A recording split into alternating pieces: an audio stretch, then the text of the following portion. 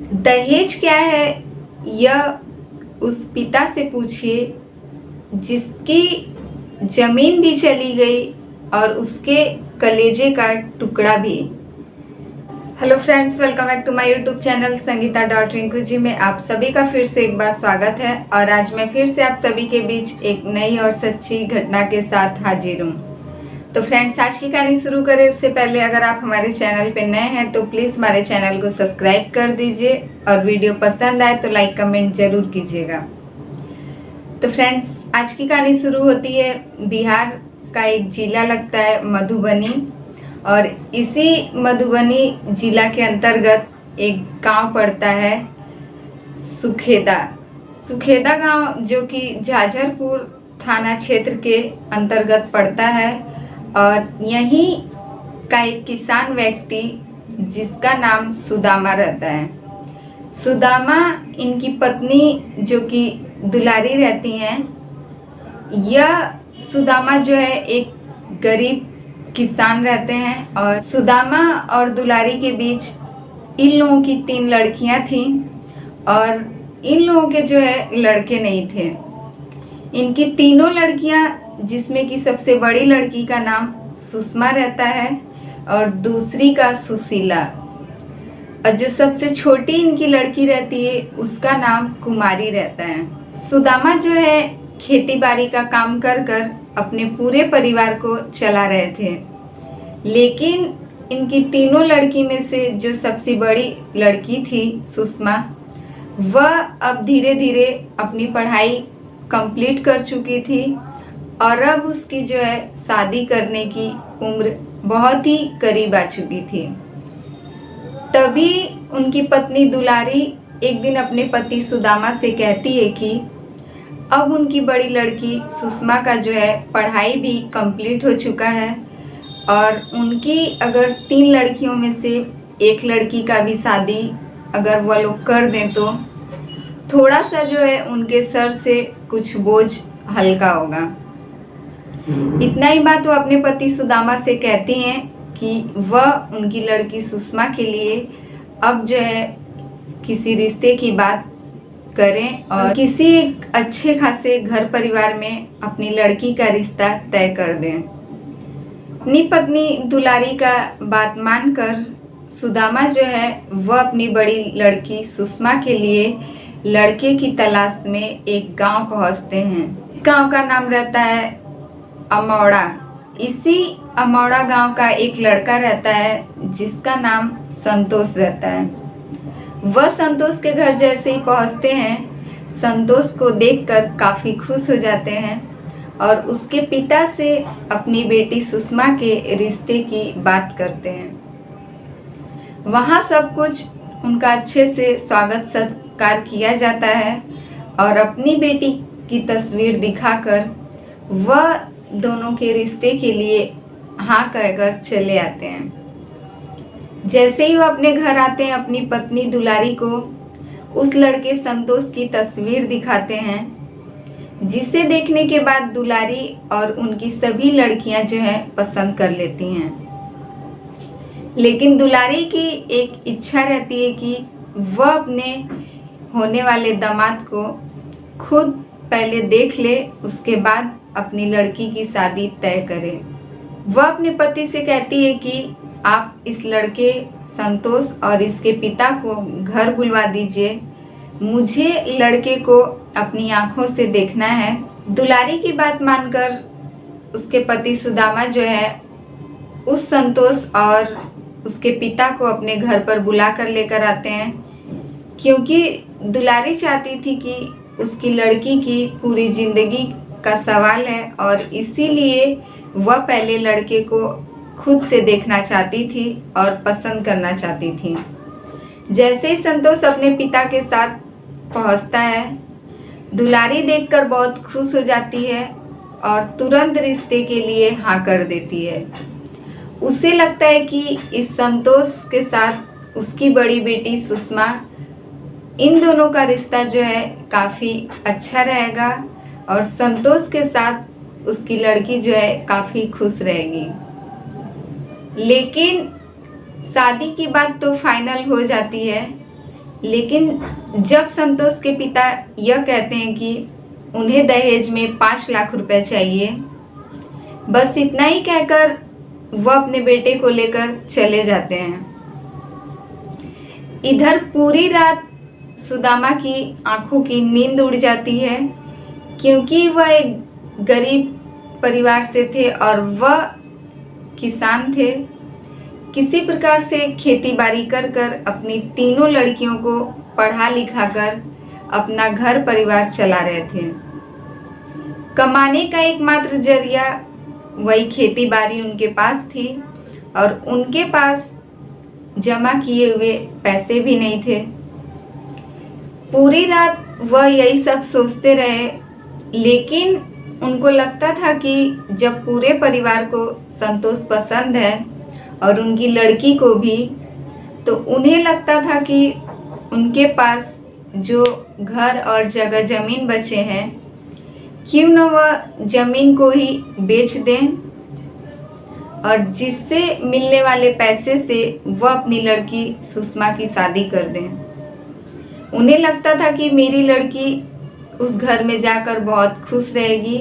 और यही सब सोचकर वह अपने ज़मीन को बेचने का फैसला कर लेते हैं। लेकिन जैसे ही सुबह यह बात दुलारी तक पहुंचती है, वह साफ साफ इनकार कर देती है। वह कहती है कि ज़मीन अगर हम लोग बेचकर सुषमा की शादी कर देते हैं तो हमारे पास बाकी की 2 और भी लड़कियां हैं, उनकी शादी में हमें बहुत दिक्कत होगा। और इतना ही कहकर वह अपने पति को ज़मीन बेचने से मना करती है। लेकिन सुदामा कहते हैं कि पहले जो सामने है उसे देखते हैं, इस समय सुषमा की शादी करना है तो पहले इसकी शादी धूमधाम से कर देते हैं और अभी उन दोनों लड़कियों की शादी करने में कुछ टाइम है, तब तक मैं हूँ और मैं कहीं ना कहीं से बंदोबस्त कर ही लूँगा।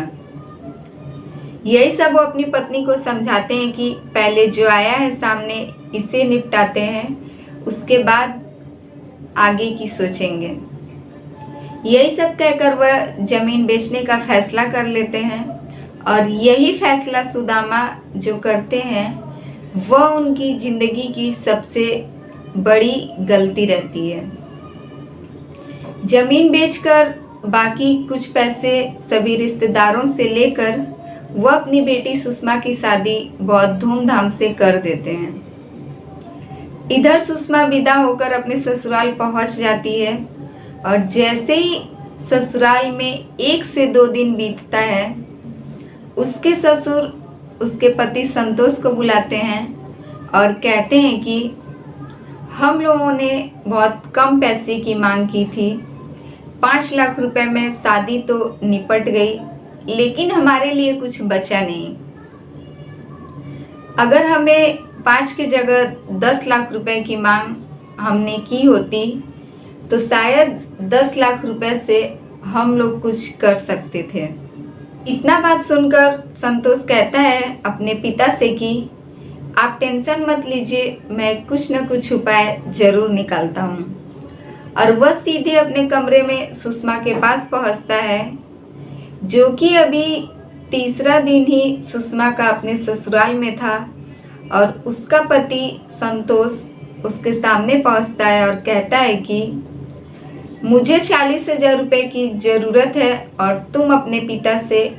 मांग कर अगर दे दो तो मेरा वह काम आसानी से ख़त्म हो जाएगा। इतना सुनते ही सुषमा जो है अपने पति के पैरों पर गिर जाती है और हाथ जोड़कर कहती है कि मेरे पिता के पास एकमात्र उनकी ज़मीन थी जो उनके नाम पर थी। उन्होंने मेरी शादी के चलते अपनी ज़मीन को भी बेच दिया और यहाँ तक कि सारे रिश्तेदारों से कर्ज के तौर पर पैसे लेकर मेरी शादी किसी तरीके से कर दी। लेकिन अब मेरे पिता के पास मुझे देने के लिए कुछ भी नहीं बचा है, क्योंकि वह खुद सब कुछ मेरी शादी में लुटाकर अपने हाथ खाली कर चुके हैं। और उनके पास अभी उनकी 2 और भी लड़कियां हैं, मेरी 2 और भी बहनें हैं जिनकी शादी का टेंशन अभी भी मेरे पिता के सर के ऊपर है। इसीलिए आप यह सब बात ना ही करें तो ठीक है। लेकिन संतोष इतना सुनते ही काफ़ी ज़्यादा गुस्से में हो जाता है और अपनी पत्नी सुषमा के ऊपर हाथ उठा देता है, जिसके बाद यही सब सिलसिला हर रोज का हो जाता है। सुषमा अपने ससुराल वालों से दहेज को लेकर हर दिन ताने सुना करती थी और हर दिन अपने पति की मार खाती थी। इन्हीं सब से तंग आकर जब एक दिन सुषमा जो है उसे लगता है कि अब वह यह सब नहीं सहन कर पाएगी, तब वो अपने ससुराल को छोड़कर अपने पिता के घर चली जाती है। जैसे ही सुषमा अपने पिता के घर अकेली पहुंचती है, उसके पिता और उसकी माँ सुदामा और दुलारी यह दोनों देखकर अपनी बेटी सुषमा को इस प्रकार से अकेले घर आते हुए देख काफ़ी ज़्यादा परेशान हो जाते हैं और कहते हैं कि तुम अचानक यहाँ वह भी अकेले क्यों आई हो। वह लोग संतोष के बारे में पूछते हैं कि आखिर वह कहाँ है। तभी सुषमा अपने माता पिता को पूरी बात बताती है कि किस प्रकार इतने दिनों में उसके शरीर पर कितना ज़्यादा जख्म दिया गया, पैसे के लिए उसे किस प्रकार से टॉर्चर किया जाता था। पूरी बात सुषमा अपने माता पिता को बताती है और तभी कुछ घंटों के बाद संतोष जो है अपने ससुराल पहुंचता है। भले ही सुषमा का पति संतोष उसके साथ इस प्रकार का व्यवहार करता था, लेकिन जब वो अपने ससुराल पहुंचता है तो उसके सास ससुर उसके स्वागत में कोई भी कमी नहीं छोड़ते हैं और बहुत अच्छे से उसका स्वागत सत्कार कर कर जब रात को खाना पीना बनता है, सभी लोग खा पी कर जब सोने के लिए जाते हैं, तब सुदामा संतोष को एक बात समझाते हैं कि बेटा, मेरे पास जो कुछ भी था मैंने तुम्हारे और तुम्हारे पिता की मांग को पूरा करने के लिए सब कुछ लुटा दिया और अपनी बेटी की खुशी के लिए उसकी शादी कर दी। लेकिन अब मेरे पास तुम्हें देने के लिए कुछ भी नहीं है। मुझे लगता था कि मैं सब कुछ लुटाकर अपनी बेटी की शादी कर दूंगा तो मेरी बेटी काफ़ी खुश रहेगी, और मुझे लगता था कि मैंने एक बेटी को विदा किया है और बदले में मुझे एक बेटा हासिल हुआ है, क्योंकि भगवान ने मुझे 3 बेटियां ही दी थी। मेरे पास कोई भी मेरा बेटा नहीं था, जो कुछ भी था मेरी बेटियों का ही था, और इसीलिए मैंने अपनी ज़मीन तक को बेचकर अपनी बेटी की शादी कर दी। संतोष को लगता है कि उसके ससुराल वाले उसे इतने अच्छे से समझाकर इतने प्यार दुलार के साथ अब जो उसे एक पैसा भी नहीं देने वाले हैं, और यही सब बात संतोष के दिमाग में चल रहा था। उधर संतोष जो है अपने ससुर यानी सुदामा की बात सुनकर शांत रहता है और मन ही मन यही सब सोच रहा होता है कि किस प्रकार उसे अब यहाँ से पैसे हासिल होंगे और वह किस प्रकार इन लोगों से पैसे निकलवा सकता है। जैसे ही सुदामा सबको खिला पिलाकर अपने खेत पर सोने के लिए जाते हैं और अपने घर में अपनी पत्नी और अपनी 3 बेटियों और अपने बड़े दामाद को छोड़कर वह चले जाते हैं बाहर सोने के लिए, तभी संतोष जो है यही सब सोचते हुए सोचता है कि यह लोग अगर रहीं तो मुझे इन लोगों से छुटकारा नहीं मिलेगा, और अगर यह लोग रहें तो मुझे यहाँ से पैसे भी नहीं हासिल होंगे। इसीलिए वह चाहता था कि अगर इन सब से छुटकारा मिल जाएगा तो मैं दूसरी शादी कर लूँगा, जिससे कि मुझे दहेज में ढेर सारा पैसा मिलेगा। जैसे ही संतोष एक बड़ा सा पत्थर लेकर अपनी सास के पास पहुंचता है, जहाँ की वह गहरी नींद में सो गई थी और वह उसी भारी पत्थर को अपनी सास दुलारी के सर पर पटक देता है, जिसके बाद उन्हें ना ही कुछ कहने का मौका मिलता है और ना ही वह अपनी जान बचाने की कोशिश करती हैं। उन्हें बिल्कुल भी समय नहीं मिलता है और वह बेचारी अपना दम तोड़ देती हैं। तभी संतोष वही पत्थर लेकर अपनी पत्नी के पास पहुंचता है, सुषमा के पास, और जबकि सुषमा उतनी गहरी नींद में सो रही थी,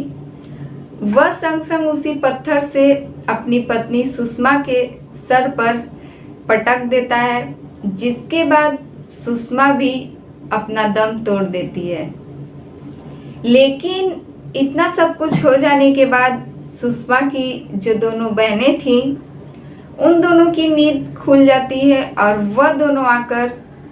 अपने दीदी के पति यानी संतोष के पैर पकड़कर जोर जोर से चीखने और चिल्लाने लगती हैं। वह दोनों कहती हैं कि हम दोनों को छोड़ दीजिए, और बहुत ही ज़्यादा रोती गिड़गिड़ाती हैं। लेकिन उन दोनों की बात का कोई भी असर संतोष पर नहीं होता है और संतोष उसी पत्थर से उन दोनों लड़कियों के ऊपर भी उसी प्रकार पत्थर को पटक देता है और उन दोनों की भी जो है सांसें थम जाती हैं। इन सब के बाद संतोष जो है रातों ही रात अपने गांव यानी कि अपने घर के लिए चला जाता है, और जैसे ही सुबह सुबह सुदामा बाहर सिवान में से सोकर अपने घर यानी अपनी तीनों लड़कियों और अपनी पत्नी दुलारी के पास पहुंचते हैं, वह यह सब हालत देखकर अपना सर पटककर जोर जोर से रोने लगते हैं। उनकी चीख पुकार सुनकर सभी आसपास के लोग इकट्ठा हो जाते हैं और जिसके बाद मौके पर पुलिस भी पहुंच जाती है। पुलिस के पूछने पर सुदामा जो है रोते गिड़गिड़ाते हुए पूरी बात बताते हैं कि किस प्रकार अभी हफ्ते भर पहले ही वह अपनी बड़ी बेटी सुषमा की शादी किए थे और शादी के बाद से ही उनके दामाद संतोष और उसके घर वाले मिलकर उनकी लड़की के ऊपर इस प्रकार से टॉर्चर करते थे। यही सब पूरी बात वह बताते हैं और कहते हैं कि अभी संतोष कल सुबह ही हमारे घर, जो कि हमारी बेटी सुषमा नाराज होकर वहां से चली आई थी, और संतोष उसे लेने के लिए पीछे से आया था हमारे घर, लेकिन वह रात भर यहीं था। पर जब मैं सुबह सुबह यहाँ पहुँचा तो हमारा जो दामाद था संतोष, वह हमारे घर से लापता है। यही पूरी बात सुनकर पुलिस जो है संतोष को ढूंढने में लग जाती है, और जैसे ही संतोष को पुलिस गिरफ्तार कर सामने लेकर आती है, उससे पूछताछ के दौरान संतोष यह बताता है कि पैसे के लिए उसने अपनी पत्नी, अपनी सास और उन दोनों अपनी सालियों को इस प्रकार से खत्म किया है, क्योंकि वह कहता था कि जब उसकी पत्नी के पिता यानी सुदामा उसे इतने प्यार से समझा रहे थे कि अब उनके पास देने के लिए कुछ भी नहीं बचा है, तो इसे लगता था कि मुझे किसी भी प्रकार से अब इस घर से पैसे हासिल होने वाले नहीं हैं और ना ही यह लोग मेरा पीछा छोड़ेंगे। वह कह रहा था कि मैं अपनी पत्नी को अपने रास्ते से हटाकर इस परिवार से पीछा छुड़ाकर अपनी दूसरी शादी करना चाहता था, जहां से कि मुझे ढेर सारा दहेज में पैसा मिले, और इसीलिए मैंने यह सब घटना को अंजाम दिया। तो फ्रेंड्स, ये रही आज की कहानी अच्छी लगे तो प्लीज़ हमारे वीडियो को लाइक कमेंट जरूर कीजिएगा, और हमारे चैनल पे नए हैं तो प्लीज़ हमारे चैनल को सब्सक्राइब कर दीजिए। फिर मिलेंगे आपसे ऐसे ही दूसरी सच्ची घटना के साथ।